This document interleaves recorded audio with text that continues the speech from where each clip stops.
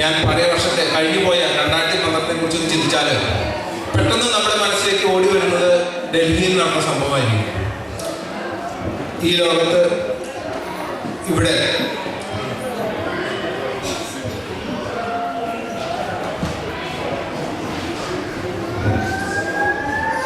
ഈ വർഷം നമ്മളോട് ജനിച്ചിട്ട് ജീവിതം ആസ്വദിക്കാതെ കടന്നുപോയ പെൺകുട്ടിക്ക് വേണ്ടിയിട്ട് പ്രാർത്ഥിച്ചുകൊണ്ട് ഞാൻ ആരംഭിക്കട്ടെ. ഇത് പറയാതെ ഈ മിമിക്രിയുടെ ആരംഭിക്കാൻ കഴിയില്ല. കാരണം 2 പെൺകുട്ടികളുടെ അച്ഛനായ എന്ന നിലയ്ക്ക് സുരേഷ് ഗോപി പടത്തിൽ പറയുന്ന പോലെ ഇത് ഒരു രോദനം, ഒരു അച്ഛന്റെ രോദനം, ഒരു അച്ഛന്റെ രോദനം. ആ പെൺകുട്ടിയുടെ എല്ലാ പ്രാർത്ഥനയും നേർന്നുകൊണ്ട് ആരംഭിക്കുകയാണ്. അതുപോലെ തന്നെ 2012 നമ്മളോട് വിട പറഞ്ഞു പോയ ഒരു മഹാനായ ഒരു നടനുണ്ട്, തിലകൻ. അദ്ദേഹം അവസാനമായിട്ട് അഭിനയിച്ച ഡ്രാക്കുള എന്ന പടത്തിലെ ഒരു ഡയലോഗാണ്, മരണമില്ലാത്ത ലോകത്തേക്ക് എന്നെ കൂടി ഒന്ന് കൊണ്ടുപോ, മരണമില്ലാത്ത ലോകത്തേക്ക് എന്നെ കൂടി ഒന്ന് കൊണ്ടുപോ. The Prince of Darkness. എത്ര നാളായി ഞാൻ പറയുന്നു, മരണമില്ലാത്ത ലോകത്തേക്ക് എന്നെ കൂടി ഒന്ന് കൊണ്ടുപോകാൻ. പ്രണയത്തിലെ രക്തപൂർവമായി അവൻ വരും. മരണമില്ലാത്ത ലോകത്തേക്ക് എന്നെ കൂടി കൊണ്ടുപോകാൻ, മരണമില്ലാത്ത ലോകത്തേക്ക് എന്നെ കൂടി കൊണ്ടുപോകാൻ.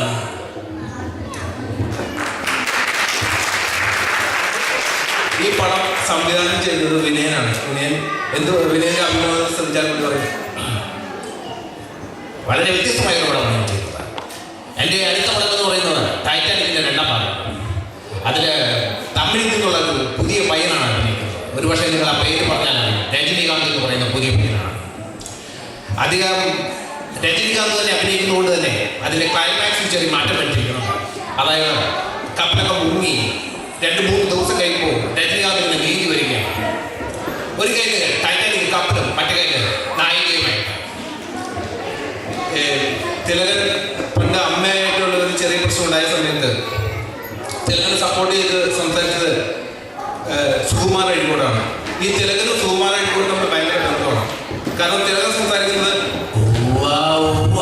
അങ്ങനെയാണെങ്കിൽ സുകുമാർ അഴീക്കോട് സംസാരിക്കുന്നത്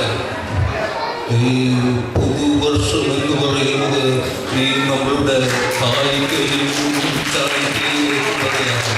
അതിനൃതമായ സംഗതികളാണ്. അപ്പോൾ ഞാൻ പറയുന്നത് നിങ്ങൾക്ക് മനസ്സിലായില്ലെങ്കിൽ നിങ്ങൾ വീട്ടിൽ സംസാരിച്ചാൽ മതി. ഇങ്ങനെ 2 പേരെ വെച്ചാണ് സുകുമാർ അഴീക്കോട് സംസാരിക്കുന്നത്. പിന്നീട് നമ്മൾ കഴിഞ്ഞ വർഷത്തെക്കുറിച്ച് ആലോചിക്കുമ്പോൾ എയർ ഇന്ത്യയുടെ ഒരു സംഭവം നമ്മൾ ഓർമ്മയിൽ വരും. കൊച്ചിയിൽ ഇറങ്ങുന്ന വിമാനം കൊണ്ടുപോയിട്ട് ഇറക്കിയത് തിരുവനന്തപുരത്താണ്. ഒരു തമാശയ്ക്ക് വേണ്ടി നമുക്ക് ചിന്തിക്കാം. ഈ എയർ ഇന്ത്യയിലെ പൈലറ്റിനെയും എയർ ഹോസ്റ്റസിനെയും മാറ്റിയിട്ട് സീരിയലിലും സിനിമ ചാനലിലൊക്കെ പ്രശസ്തനായ ഗോപകുമാർ എയർ ഹോസ്റ്റസായിട്ട് വന്നാലെങ്കിൽ ഉണ്ടാവും. വിമാനമൊക്കെ സ്റ്റാർട്ട് ചെയ്തിട്ട് വന്നിട്ട് ഗോപകുമാർ പറയും, മാന്യ യാത്രക്കാർക്ക് വിമാനത്തിലേക്ക് സ്വാഗതം. ഈ വിമാനം പോകുന്നത് ഇന്ന് ഓസ്ട്രേലിയയിലേക്കാണ്. ഈ വിമാനത്തിന് 2 വാതിലുകളാണുള്ളത്. ഒന്ന് വിമാനത്തിൻ്റെ പുറകിൽ കപ്പൂസിൻ്റെ സൈഡിൽ 2 പൈലറ്റിനോട് ചേർന്നു. വിമാനത്തിൽ ശ്വാസതടസ്സം നേരിട്ടാൽ 2 ഓക്സിജൻ സിലിണ്ടറുകൾ വരും, താഴോട്ട് ഇറങ്ങി വരും. അടുത്തിരിക്കുന്നത് സ്വന്തം കുഞ്ഞാണെങ്കിൽ പോലും ആദ്യം സ്വന്തം മുഖത്ത് കക്കൂസിലിരുന്ന് പുകവലിക്കുന്നത് പിടിക്കപ്പെടും.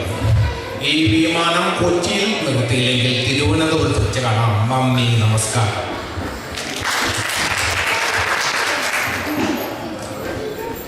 അടുത്തതായിട്ട് സീരിയലിനെ കുറിച്ച് പറയുമ്പോൾ നമ്മൾക്ക് ഇവിടെ എല്ലാവരും ഒട്ടുമിക്കളും തന്നെ സീരിയലിന് അഡിക്റ്റ് ആയിട്ടുള്ള ആൾക്കാരായിരുന്നു.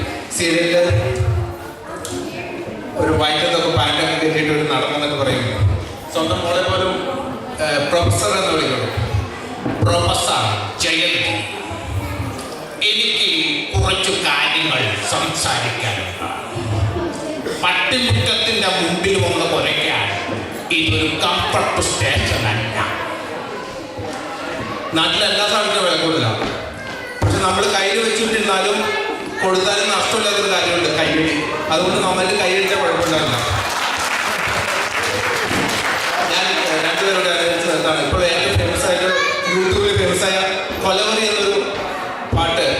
Achuthananda പാടിയാൽ എങ്ങനെയുണ്ടായിരിക്കും? Hey, boys, I am singing a song, soup song. Why this Kolaveri? Why this Pinarayi?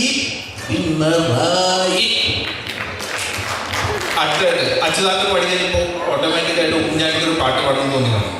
അപ്പൊ ഉമ്മൻചാണ്ടി പാട്ട് പാടണം.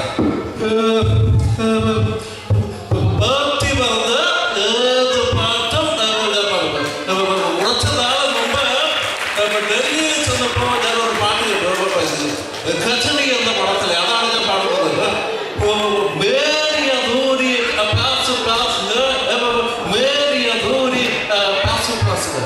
എന്താണ്